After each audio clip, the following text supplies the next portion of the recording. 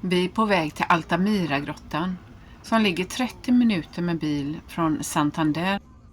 Detta är provinsen Cantabrien som ligger i den norra delen av Spanien. Denna del av norra Spaniens kust har en stor andel paleolitiska grottor med konstmanifestationer. Även Frankrike, Tyskland, Italien med mera har flera grottor. De tidigaste målningarna gjordes för över 35 000 år sedan. Altamira-grottan anses vara en av de viktigaste bildkällorna från förhistorisk tid. 1985 utsåg UNESCO den till ett världsarv. 2002 stängdes dock grottan då man märkte att människors besök förstörde grottans miljö. Därefter får det bara vara 5 personer åt gången som besöker.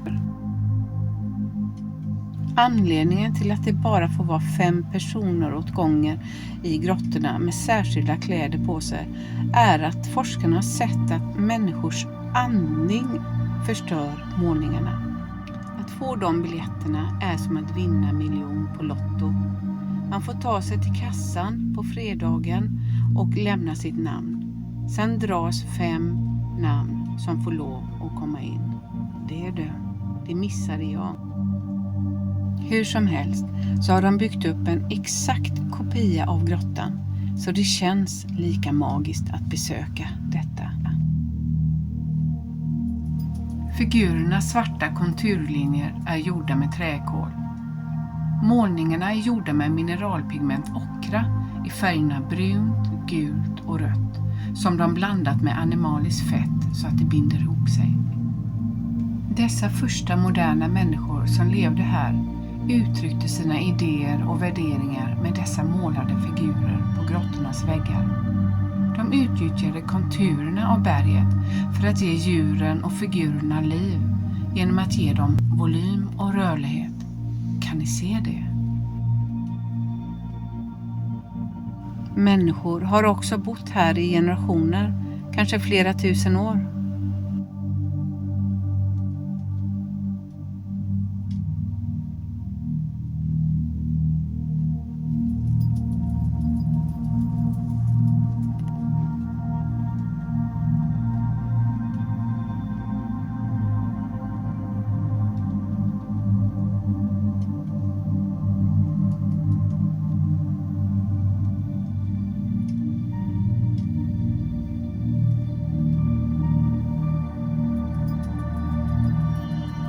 Nosen på den här oxen passar perfekt in i bergets form.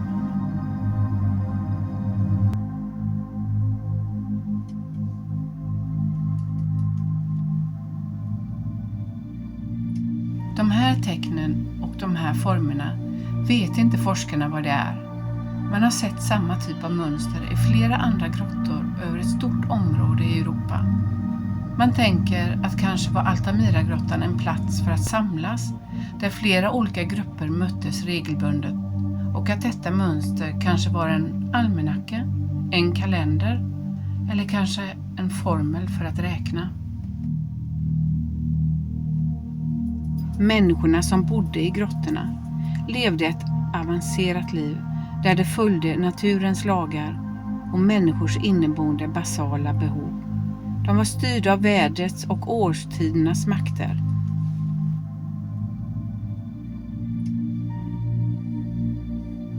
De levde på jakt som de bedrev från vår till vinter.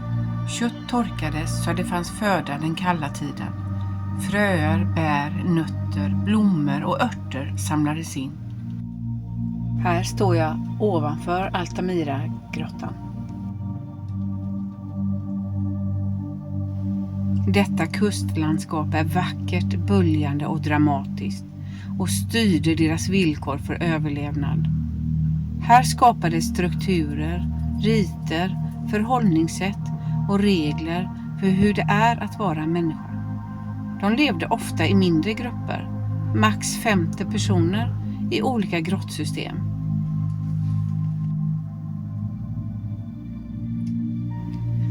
Vi tar oss vidare ut med kusten och befinner oss 40 mil norr om Madrid i Ribasadella. Här finns ett antal grottor som är sammanbundna med varandra i dessa kalkstensberg.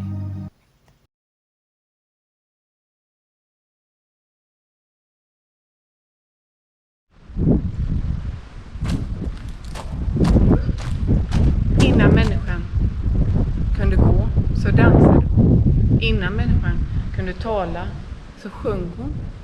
Och innan människan kunde skriva så målade hon. Här finns så mycket grottmålningar och här föddes konsten och visar på människors inneboende behov av att uttrycka sin verklighet.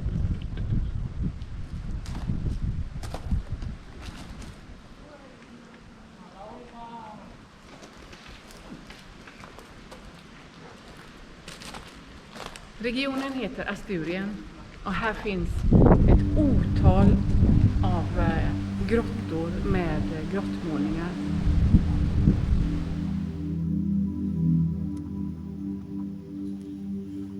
Också de ville samma sak som oss. De längtade, de var hungriga, trötta, de var kärlekskranka, glada och ledsna. Och allt det uttryckte de i målningar, konst och ristningar.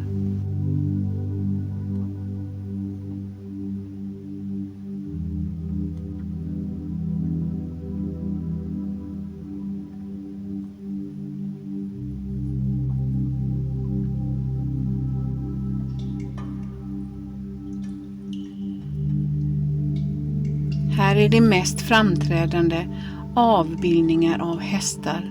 Och man kan tänka den här dalen och det här området kanske var som gjort för det.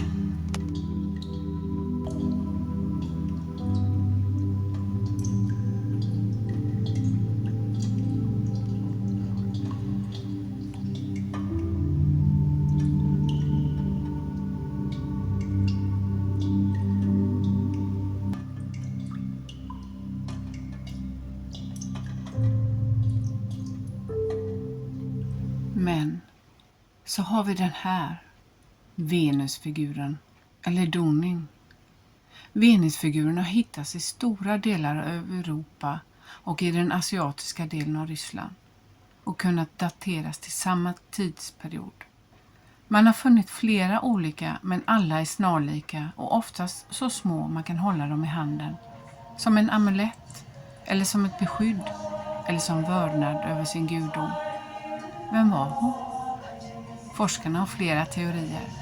Kan det vara så att i en annan tid än vår, för länge sedan, var det inte Gud fader som härskade, utan det var vår kvinnliga form av gudom. En fruktbarhetsgudinna som bar livet i sin barm. Gud moder som i himlen är. Vad hände? Hur kom det sig att människorna slutade tillbe och vända sig till henne, modern? Var det så när hon försvann kom mörkret och det meningslösa våldet till oss? Vart är hon nu?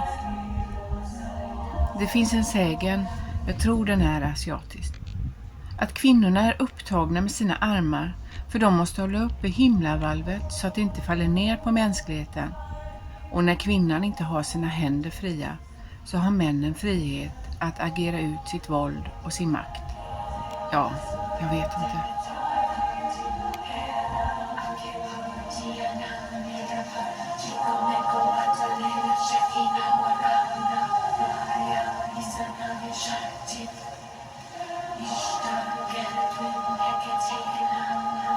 När jag var ung såg jag en bok de här händerna.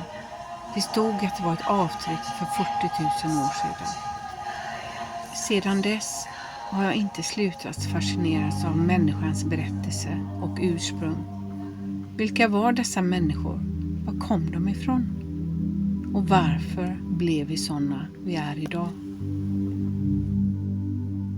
Här får jag möta dem.